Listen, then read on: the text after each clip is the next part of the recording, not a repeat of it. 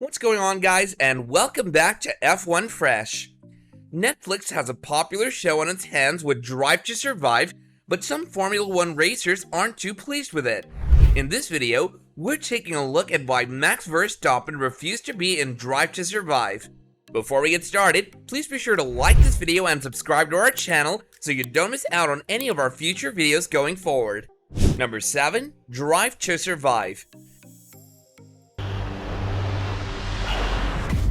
These guys have an almost fighter pilot mentality. Netflix has recently gotten involved in the documentary making process, and as such, they've been making one called Drive to Survive. If you're interested in the sport of Formula 1, you'll have no doubt heard of this show, and just like the stars appearing in it, you might have mixed feelings about it as well. But if you haven't seen the show yet, all you need to know about it is the fact that it first started airing in 2018 and follows the world of Formula 1. Unlike the Last Dance documentary, it isn't centered around just a single character, but follows an entire season of Formula 1 racing and all the trials and tribulations that come with it. They have all the big names of Formula 1 in it, which makes for an entertaining watch. One thing that many fans enjoy about the show is that they pay a good amount of attention to the relationship among the drivers driving the high-speed cars. But this exact attention has also led to some complaints from certain drivers, such as Max Verstappen. Number 6. Max Verstappen's reasoning. The problem is they will always position you in the way they want. So whatever you say, they will try to make you look reckless. As we mentioned previously, the show's been going on since 2018, and it has a lot of big names in it. Max Verstappen is also included in those big names if you're wondering. But it seems as though he's had a bit of a breakdown in his relationship with Netflix and won't be appearing in any successive seasons. He has many valid reasons for excluding himself, and one of them has to do with the fact that he has come to hate the show. He has said in the past that they fake drama just for the sake of drama.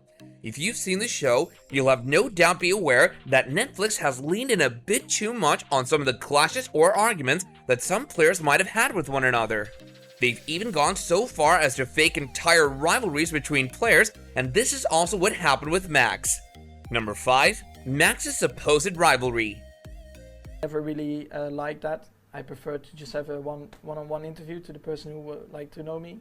When Max Verstappen expressed his discontentment with the show, many fans were wondering why. But as he explained his reasoning, he also touched on why the faked rivalries affected him so much. He said that he has a good relationship with Lewis Hamilton and that Netflix was behind the entire rivalry that the two seem to have in the eye of the public.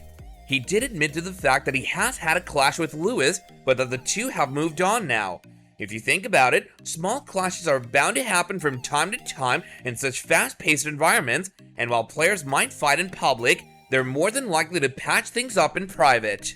As such, Netflix might not have been aware of the good relationships between him and Lewis, or they could have purposely ignored it to make their show more engaging, and it's due to this all that he has chosen not to be in the show any longer, and as the 4th season has shown, he is indeed a man of his word. Number 4. Reality of the situation. In a series, it's all about excitement, and it needs to be exciting, right? So they position you in whatever fits to the episode.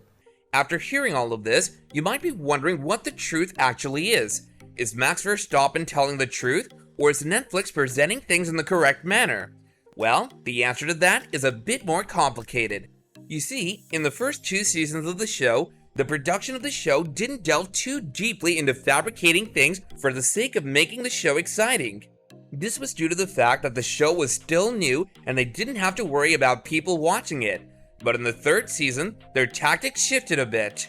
Maybe it was caused by a dip in viewership numbers or some other reasons, but Netflix started to fake a lot of things. One thing that immediately stood out to fans of the sport was the call that Christian Horner made to Sergio Perez in the 3rd season. In that call, Horner congratulated him and told him that he was going to be a part of their team, but in reality, that entire thing was staged. While there isn't much harm in the simple call, it was just the gateway to worse and worse things to come. Number 3. Using old recordings. Ik denk dat ik een redelijk gezond leef en dat moet natuurlijk ook voor fit te zijn. One of the best things about watching any live sports is the commentary that comes along with it. As such, Netflix has also decided to use some of them in their show. There isn't any harm in using the commentary that was being done with the footage that's being shown, as that can go a long way in explaining what's happening in the moment. But where Netflix went wrong was manipulating the audio to fit the narrative they wanted to have. This involved using old radio recordings and using them to sensualize a moment in the sport. This is bad for a couple of reasons, because not only does it not properly convey what the commentator is actually saying in the moment, but it also manipulates the audience's feeling towards a certain moment. Number 2, another fake rivalry. You know, you're interviewed, and they use the words also under different circumstances. If you're thinking that rivalries are a part of sport, and Netflix slightly changing the story about Max Verstappen is okay, well, you won't be happy to hear that it wasn't the only time that they had done something like this. They also, in fact, fabricated the entire rivalry between Carlos Sainz and Lando Norris. This was a particularly bad decision because not only do Carlos and Lando get along great with one another, but fans seem to think that they have a sort of father-son relationship with one another. So changing things so drastically has gotten Netflix on the bad side of certain fans. Number 1, reaction to Max's position. It never really fits, but it fits the series. So I don't think it was the real me. When Max announced that he would no longer be appearing in the show, there were a lot of reactions to it, and likely so. There was one in particular from Gunther Steiner who summed up a lot of things that people might have been thinking. He said that if Max didn't want to be there, it was his decision and that he wouldn't criticize him for that. He went on to explain the situation even more clearly and said that it was free for the players to participate in the show, and so if he didn't want to, they didn't have any right to be bossy about it. It seems as though he was seeing what the fans had been talking about online, which is why he added that fans were going to miss him. He said that that was not only due to his immense skills on the track, but also due to the general charm and charisma that made up his personality, which he displayed on the show. He then repeated what he had been saying for the last time and said that if he didn't want to take part, it was a part of his life. Now that the new season of the show has finally been released on Netflix, it's clear that Max didn't appear in it.